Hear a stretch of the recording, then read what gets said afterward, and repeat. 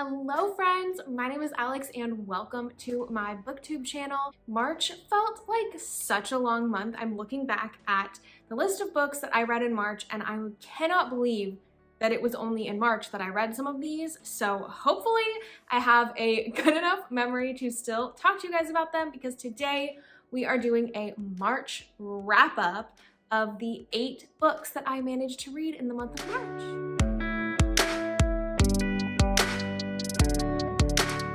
Decent list to get through today. We have a lot of fantasy, a little bit of mystery, and I just want to dive right into it, tell you guys about these books that I read, starting off with none other than House of Sky and Breath by J Maas. You guys, this book is massive, and I can't believe that I read this in March. It feels like forever ago that I read this book. However, I had pretty strong feelings about it, so I think I remember well enough to chat with you guys a little bit about my thoughts and feelings on this book.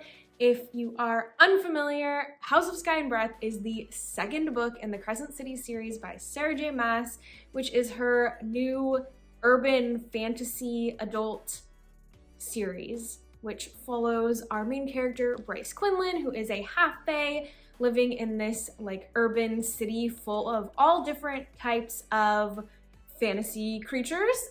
In the first book, something very, very tragic happens in her life, and she ends up spending most of the book trying to uncover this kind of murder mystery that is surrounding her own personal life and is also a really big event within the city. And I don't want to tell you anything about the second book because I don't want to spoil the first book, but I will just kind of give you my overview of my thoughts. And to start off, I will let you know that I rated this book 2.5 stars. I was buddy reading it with my friend Nicole, and I ended up finishing before she did, and she saw my Goodreads rating and screenshotted it and sent it to me, just like, what? What are you talking about? Because I did have fun reading this book. I was shocked by lots of the twists and turns. I had a good time following along with our characters and their shenanigans. However, I am not a huge SJM fan. I think if you've been around my channel, you probably know that. She just doesn't quite do it for me. I'm not into smut, and this book is definitely the smuttiest of hers that I have read, so that was part of it. This book feels like a reality TV show. It's just like very drama-filled. There's tons of different characters and relationships that you're following, and the ending of this book is very divisive. I did not love it. I will leave it at that because I don't want to give any spoilers. I do have a recording of my reaction. Let me know in the comments if that is something that you are interested in seeing at some point, because I haven't posted it on my channel yet. I don't know if I'm going to, but if you're interested, let me know in the comments. Maybe that will sway me one way or the other as to whether I ever post that. My other issue with this is just that it doesn't feel super original. Like, there are a lot of inspirations in J Maas books that I just don't enjoy. It feels like a lot of her concepts are taken from other media, and there's nothing in her books that really feels very new to me, and this book is no different. A lot of the things I felt, oh, I read this before, oh, yeah, I've seen that before, and obviously that's with a lot of authors, but I just felt it like extra in this book, and it's kind of a turnoff for me. The other issue that I have with this series so far is that it is so complicated and convoluted that it gets really, really difficult to follow. You guys, while I was reading this book, I would have to stop every once in a while, given I was listening to it on audio, because I just didn't want to take the time to read this bad boy physically when I already knew that I wasn't that excited about it and that into J Maas. So I was listening to it on audio. However, I had to stop pretty frequently and pull up this amazing recap video by Carrie Can Read. I will link it down below if you want to know the plot of this book. Her video explained it better than the book did, in my opinion. I had to watch her video as I was reading this book. Like, I would read a chunk and then go watch the video to make sure that I actually understood what was happening throughout this book, which is just ridiculous. Bless Carrie for making these really long recap plot summary videos because that is so much work and she does an awesome job. She's so funny. I really, really enjoyed it, but I'm not gonna lie, I kind of enjoyed watching her video more than I enjoyed reading this book. However, with the ending, I might be convinced to read the next book just to see. We will have to decide that when the book comes out. Maybe I will just wait for Carrie's video and watch that, but I may be convinced to pick up House of Flame and Shadow in January of 2024, which was just recently announced. We will see. But you guys, I'm done ranting about this book. 2.5 stars, my first read of the month. I did have fun because I was buddy reading it. So even though I didn't rate it super highly, I still had fun reading it with Nicole. The next book that I read in March was Defend the Dawn by Bridget Kemmerer. It is the sequel to Defy the Night, which I absolutely adore. Such a great young adult fantasy Robin Hood retelling. I just absolutely loved it. However, the sequel didn't hit. It was not it for me. I know a lot of people did really enjoy this, but I felt that the plot deviated so much from what we were doing in Defy the Night that I was just kind of bummed that we took such a turn. I just wasn't feeling it. My favorite sections of this book were the chapters from the perspective of the outlaw, because I felt like that was still continuing on with the plot that I was super interested in from the first book. However, the plot that followed our main characters, Tessa and Korik, from the first book, I just was not super into what they were doing. And I'm really, really hoping that this was just a setup for an excellent third book. But for me, this was a pretty disappointing sequel and I'm pretty bummed about that. I ended up giving it 3.5 stars just because I do really like our characters and I'm still really interested and excited in the third book, Destroy the Day, I believe, which is also a 2024 release. So I'm really, really hopeful that that will be awesome and make me less bummed about this book. After that, I was in a mood for sequels, I guess, because I read Immortality, a love story, which is the sequel to Anatomy, a love story by Dana Schwartz. And you guys, if Defend the Dawn was a disappointing sequel, this was an astoundingly wonderful sequel. Like, my hopes were not that high. I really enjoyed Anatomy, but it felt almost like a standalone. So my hopes were not super high going into Immortality. I just was not expecting a ton from it, and it delivered so much. I am obsessed. I think I like this more than the first book. I really enjoyed the historical aspects that were drawn into this. We had some prominent historical figures featured in this book, which I thought was so fun. But you guys, I gave this book 5 stars, which sequels, you know, sequels have not been doing me very well this year so far. So the third sequel I read in March and it hit. So thank you, Dana Schwartz, for this wonderful book. If you guys have not read Anatomy, a Love Story, it is a young adult historical fantasy novel about our main character, Hazel Sinnott, who is a young woman living in Scotland in the early 1800s. And Hazel wants to become a surgeon, which is very frowned upon for women. So she ends up disguising herself as a man and going to take anatomy lectures. And when she gets found out and kicked out of those, she makes a deal with the professor that if she can pass the anatomy exam, he will let her become an official surgeon. So she teams up with a grave robber to dig up corpses that she can practice on so that she can pass this exam. And there is a lot more to it, but I don't want to give away too much, so I will leave it at that. I really liked the first book, liked the second book even more. So this was my first hit of March. I absolutely loved Immortality, and I'm super glad that I decided to pick up this book. The next book that I read in March was an ARC on NetGalley. So keep an eye out because this one is actually an April release. It will probably be out by the time this video is out because it comes out in just a couple of days on April 4th. And that is Divine Rivals by Rebecca Ross, my fave. I absolutely love her, and this book was no exception. Divine Rivals is divine. It's so good.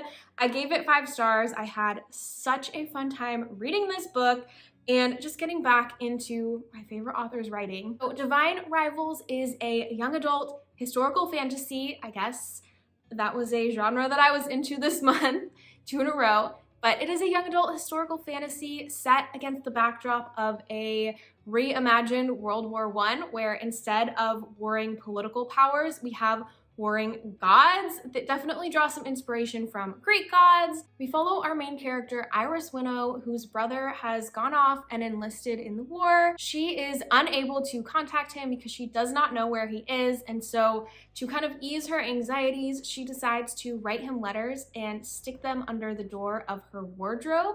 However, when she opens the wardrobe, they're not there anymore.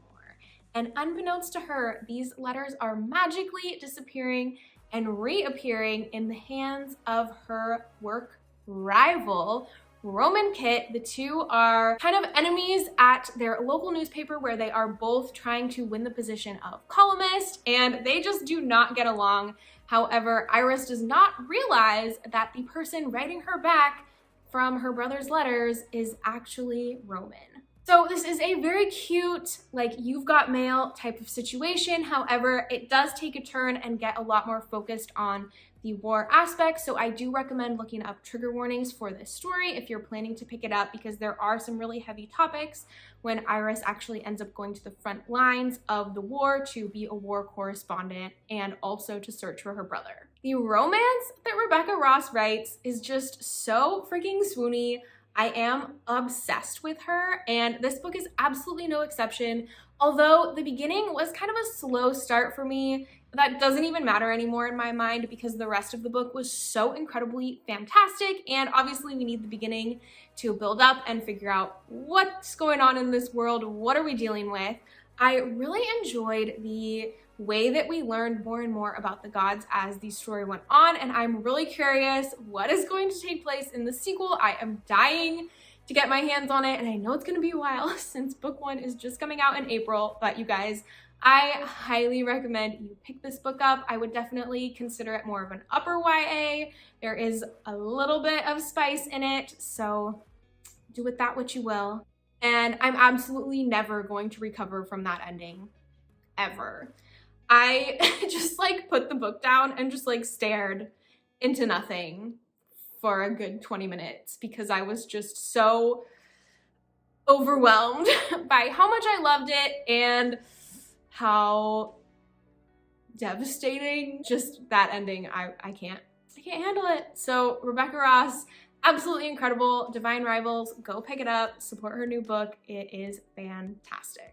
And thank you so much to NetGalley and the publisher for my advanced digital copy to read and review. I absolutely adored this book. The next book that I read was a relatively new release, and that is The Last Tale of the Flower Bride by Roshni Chokshi.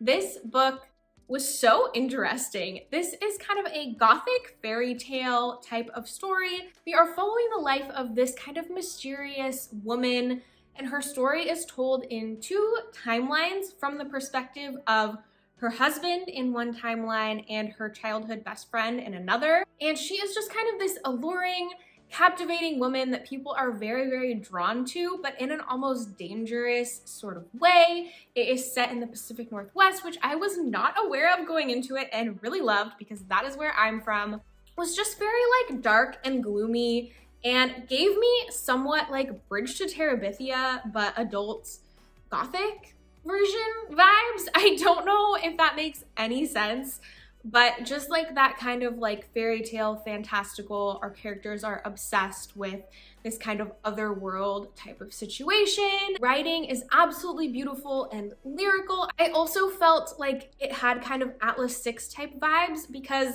you don't really like any of the characters, at least I didn't. I was like not a fan of really any of our characters, except there was one that I was kind of sympathetic towards, but just kind of Atlas 6 type of vibes. I did listen to the audio and I believe that one of the narrators might be the same as from the Atlas 6, so maybe that's part of the connection I'm drawing as well. I definitely enjoyed the chapters from the past about our main character Indigo's childhood and her best friend the most. I like those a lot more than the chapters from the bridegroom, just I really did not enjoy him or care for him at all, and I didn't really care for Indigo that much either. So take that how you will. I also unfortunately felt that the twist at the end was pretty predictable, so this book didn't end up being a favorite of mine, but I do know a lot of people who've really, really loved this story, so don't let my opinion sway you. If you're interested in this, I think people have pretty divisive opinions on this book, whether they really loved it or really didn't enjoy it. I have here that I gave it a 4 stars. I don't know that I would... It's somewhere between a 3 and a 4. I really don't know. That is the last tale of the Flower Bride. And keeping on theme, next up I read Flower Heart by Catherine Bakewell. This is a March new release by a debut author in the YA fantasy genre, and I was really stoked to get my hands on this. Unfortunately, it didn't quite live up to the expectations that I had for it. I would say it's quite similar to The Nature of Witches in a lot of ways. However, I liked The Nature of Witches a lot more. So if you've read The Nature of Witches, I may recommend this if you've read it and liked it. However, if you're deciding between the two, I would definitely say pick up The Nature of Witches over Flower Heart. In this book, we are following our main character named Clara, which is the same main character name as The Nature of Witches. And she has these kind of uncontrollable magical powers, also the same, that are often related to flowers, it seems, in this story. When she has really strong emotions, flowers will bloom in her hair with the meaning of that emotion, so it's very clear to other people what she is feeling. And we have a lot of emotions being expressed through flowers in The Nature of Witches as well, so just some very interesting parallels and connections. This is a very different sort of world. It definitely feels more like a fantasy world than The Nature of Witches, which is a contemporary fantasy. But in this story, we follow Clara and her uncontrollable magic, which accidentally causes a very, very poisonous flower to bloom inside her father's chest. And in order to save his life, she ends up teaming up with her ex-childhood best friend, who seems to have some kind of nefarious reasons for wanting to help her, and she can't quite figure out what his end game is, what he's playing at. They are on a deadline because her father is in major danger because of her, and the council is wanting to take away her magic. At the same time, there is this very dangerous magical drug going around, and everyone seems to blame her mother for the existence of this drug. And so that is another mystery kind of element that goes along with this story. There are some triggers, and I do believe that they are listed in the book, which is really nice. But you guys, I really didn't love the romance in this, which is probably why I prefer The Nature of Witches so much more, is because I absolutely adore the romance in The Nature of Witches, and this just, there were some things that happened between these characters that I didn't feel I could personally be okay with in a relationship, so I was not a huge fan of it. If you liked Clara's emotional journey in The Nature of Witches, I would say that's what's the most similar here, is we have a very emotional main character learning to be okay with who she is. And I really appreciated that about this story. It is also a standalone, which is pretty nice. So if you're looking for a new YA standalone to check out, here is Flower Heart. And I finished out the month with 2 more audiobooks, and they were both mysteries. I guess I changed moods towards the end of the month, and I am not mad about it because I really enjoyed both of these next books that I have to talk to you about. Starting with Everyone in My Family Has Killed Someone. Oh my freaking word, you guys. If you like a snarky, witty mystery, pick this up. This is so much fun. Our narrator has such a unique voice. It is very like tongue-in-cheek, breaking the fourth wall, and I just was obsessed with the humor. I thought it was so funny and so well done. I listened to this on audio and the narration was just 10 out of 10.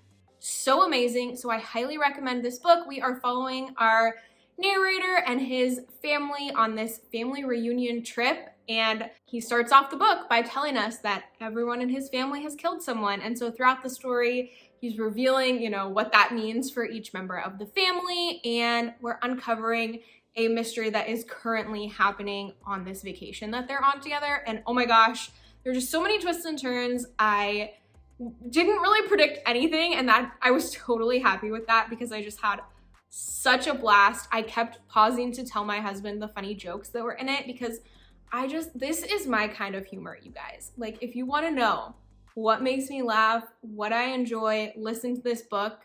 It is so funny and so good. Obviously, it is a mystery.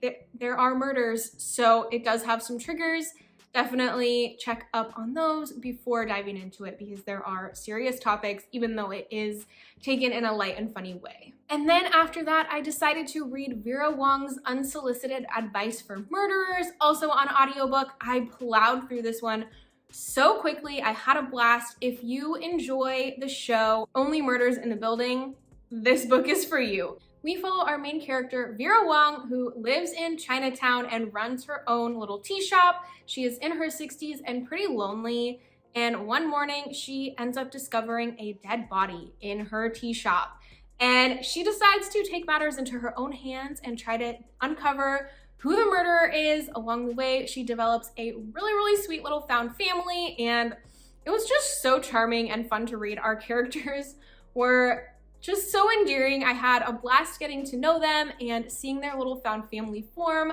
I did feel that the mystery was pretty easy to figure out, but you can kind of forgive it that because I don't really think the point of this story is the mystery.